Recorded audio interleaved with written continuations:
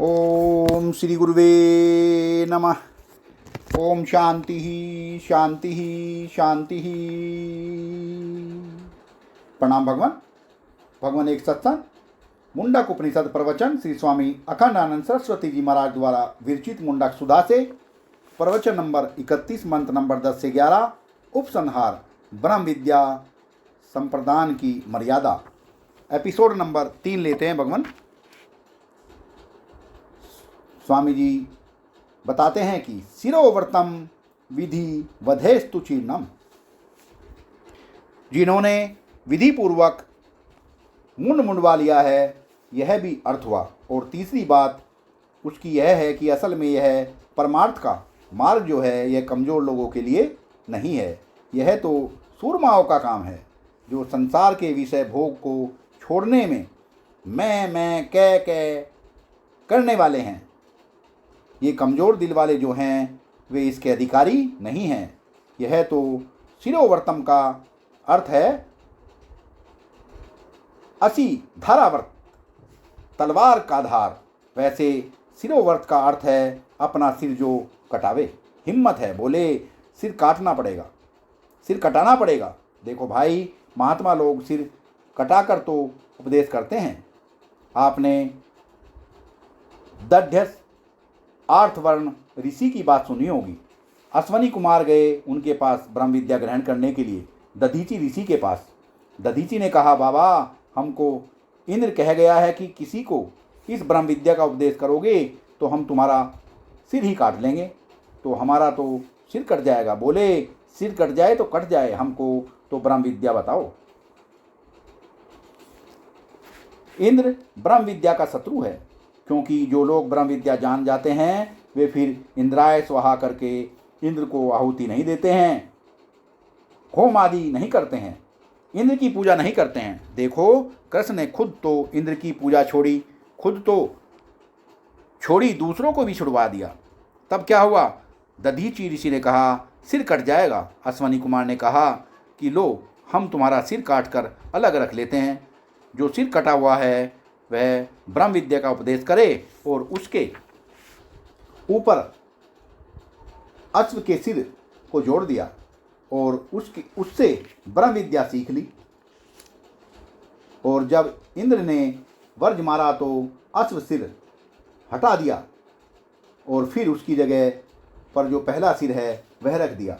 तो शिरोवर्तम विधि वधेस्तु चीर्णम, जहाँ गुरु ही सिर कटाए बाबा, वहाँ अगर चेला सिर काटने को तैयार न हो तो यह ब्रह्म विद्या कैसे मिले? वाह भगवान वाह। शिरोवर्तम विधि वधेस्तु चीर्णम, जहाँ गुरु ही सिर कटाए वहाँ बाबा अगर चेला सिर काटने को तैयार न हो तो यह ब्रह्म विद्या कैसे मिले? अब सिर काटने का अभिप्राय क्या है? देखो, आध्यात्मिक दृष्टि से सिर कटाने का अर्थ है अभिमान छोड़ देना। यह शरीर में जो अभिमान है वही सिर बना हुआ है। गुरु के पास गए और पाँव पर पाँव रख कर बैठ गए। महाराज दंडवत बोले, काहे के लिए आए हो? दंडवत करते समय सिर थोड़ा और पीछे की ओर हो गया। काहे के लिए आए हो? कि ब्रह्म विद्या का उपदेश करो। यह तो छोटा बनने का माने अपना बड़प्पन छोड़कर विनय से तद अधि प्राणिपातेन परिप्रसन्नेन सेवया, यह प्रणिपात करके नाक धरती पर रगड़ कर सीखने का मार्ग है।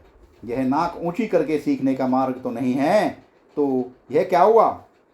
शिरोव्रत का अर्थ हुआ कि अभिमान को, अपने अहंकार को त्याग दिया। चीर्णम का अर्थ है आचरण कर लिया है। आज अरितम जैसे कीर्णम, निर्गीण, उदीर्णम, इसी प्रकार यह चीर्णम है। तो विधिवत जिसने यह शिरोव्रत का आचरण किया है यह उसका अधिकारी है। दूसरी बात यह है कि शिरोव्रत की यह जो सिर है यह दिमाग है, इसमें बुद्धि रहती है। तो आदमी जाने में अनजाने में माँ बाप से, परिवार से, संगति से, अध्ययन से भिन्न भिन्न प्रकार का संस्कार अपने सिर में बैठा लेता है। अब देखो, शास्त्रों में ही अनेक प्रकार का वर्णन है। कर्म के अधिकारी के लिए दूसरा वर्णन है उपासना के अधिकारी के लिए दूसरा वर्णन है, योग के अधिकारी के लिए दूसरा वर्णन है। देखो, जो समाधि लगाने बैठे और उसमें मन में और उसके मन में इष्ट की, देवता की स्फुरण होने लगे, तो यह समाधि के लिए विघ्न है। यह अधिकारी भेद हुआ और हम श्री कृष्ण दर्शन के लिए श्री कृष्ण का ध्यान करने लगें और उसमें समाधि लगाने लगें, तो वह विघ्न है। और हम ब्रह्म का विचार करने लगें और इष्ट आकर सामने खड़ा हो जाए या समाधि लग जाए, तो दोनों विघ्न है। और यदि समाधि लगाते समय वेदांत विचार का उदय होने लगे, तो यह विचार भी विक्षेप है। और यदि कृष्ण उपासना के समय वेदांत विचार आने लगे, तो वह कृष्ण उपासना में विघ्न होगा। असल में हम जो काम करने बैठे हैं उसके विपरीत जो आवेगा सो विघ्न होगा। अब यह बात दुनियादार लोग नहीं समझते। कृष्ण का ध्यान करने बैठे और आ गया वेदांत का विचार, बोले हमारी उन्नति हो गई। उन्नति क्या हो गई? तुम्हारे मन ने एकाग्रता को खो दिया। एकाग्रता में जाने में उसको तकलीफ हुई तो उसने एकाग्रता छोड़ दी। बोले महाराज, हम तो वेदांत विचार करते हैं, लेकिन यह कृष्ण नहीं मानता, खींच लेता है मन। बोले इसका अर्थ है तुम्हारी बुद्धि, तुम्हारी प्रतिभा अभी फुरफुराई नहीं, नवोम पेप शालिनी नहीं हुई है। हम तो बैठते हैं समाधि लगाने, परंतु ये विचार और इष्ट देव आने लगते हैं। बोले अभी तुम्हारी बुद्धि एकाग्रता के योग्य नहीं हुई।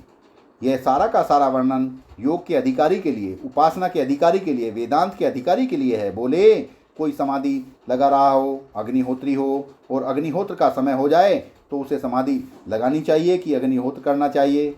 उसको समाधि छोड़कर अग्निहोत्र करना चाहिए।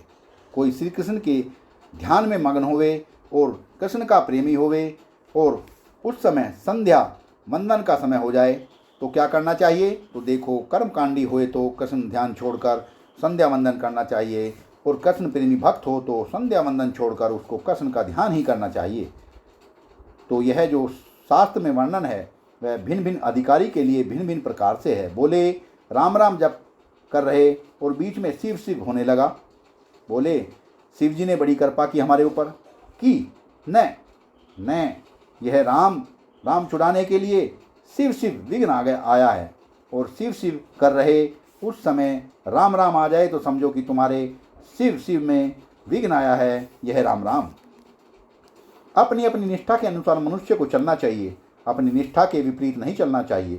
तो शिरोव्रतम का अभिप्राय है कि यह जो तुम्हारे दिमाग में संस्कारों की खिचड़ी हो गई है, संस्कारों की खिचड़ी बैठ गई है, इसका विवेक कर अलग अलग अपने संपूर्ण सिर को ही, क्योंकि माँ ने बताया कि तुम्हारा नाम मोहन और गांव में लोगों ने तुम्हारा नाम मोहू बता दिया, महुआ बता दिया। घर में नाम रखा गया मोहन शर्मा। श्री कृष्ण के साथ संबंध हुआ तो बोले घर में मैया मोहन करके बोलने लगी तो दूसरे लोग मोहू बोलने लगे। एक के घर में गया तो उन्होंने अपने लड़के को पुकारा भुवानिया। मैंने कहा यह क्या? बड़े पढ़े लिखे संस्कारी सज्जन थे। मैंने कहा यह भुवानिया क्या होता है? तो हंसकर बोले कि ये भगवान, इसका नाम इसका रखा गया है, यह प्यार से हम लोग भुवानिया बोलते हैं।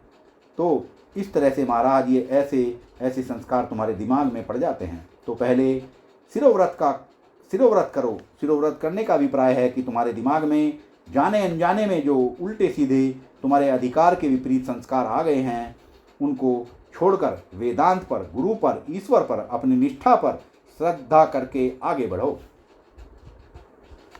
तदत सत्यम ऋषिर्निंग्रा पुरावाच ने अथ चीर्ण अवितो अधीते न मैं परम ऋषिभ्यो न मैं परम ऋषिभ्य। तदत सत्यम, तत् वही जो पूछा था कि आप हमेशा सत्य का वर्णन करो, जिस सत्य को जानकर सबका ज्ञान हो जाता है, और ब्रह्मदेव अमृतम पुरस्तात, जिसके सिवाय और कुछ नहीं है, उस सत्य का वर्णन करो। तो कहते हैं कि ऋषि डिंगरा पुरोवाच। अंगिरा ऋषि ने पहले यह वर्णन किया था कि तदत सत्यम, इस मुंडकोपनिषद में जिस अक्षर तत्व का प्रत्यय अक्षरात प्रत्यय तत्व का वर्णन है वही ये सत्य है। एक आपको और सुनावें, कहीं कहीं ऐसी व्याख्या मिलती है कि संसार तो है क्षर और ब्रह्म है अक्षर, और साकार ईश्वर अक्षर से भी परे पुरुषोत्तम है, तो वहाँ पुरुषोत्तम ही असली ब्रह्म है। वह जो अक्षर है वह अपर ब्रह्म है। कारण रूप होने के कारण अपर ब्रह्म अक्षर है और पर ब्रह्म पुरुषोत्तम है, ऐसा वहाँ समझना चाहिए। नहीं तो अक्षरात परतः परः, सबसे परे जो अक्षर है उससे परे परमात्मा है। भगवान वाह, सबसे परे जो अक्षर है उससे परे परमात्मा है। तो सबसे परे अक्षर कौन? कि कारण ब्रह्म, वही अक्षर तत्व। वह क्षर का तो वर्णन नहीं है। उससे परे कौन है? कि पुरुषोत्तम तत्व। तो वही अक्षरात परतः पर परात पर जिसका नाम है वह वही तत्व है। तो वही सत्य है, उसके सिवाय सब मृषा है, अर्थात झूठा है। ऋग्वेद में कहीं कहीं वर्णन आता है कि यह विश्व भी सत्य है। ठीक है, ऐसा भी तो वर्णन आता है कि एक वाक का वाक है, एक आँख का आँख है, एक प्राण का प्राण है, एक मन का मन है। इसी प्रकार यह भी वर्णन आता है कि सतस्य सत्यम, वह सत्य का सत्य है। अंगिरा ऋषि ने यह उपदेश किया है शौनक के प्रश्न के उत्तर में। माने अक्षर तत्व का परात परे परत, अक्षरात पर सत्य का निरूपण किया है। सत्संग को विराम देते हैं भगवान, आगे का सत्संग कर लेंगे। प्रणाम भगवान।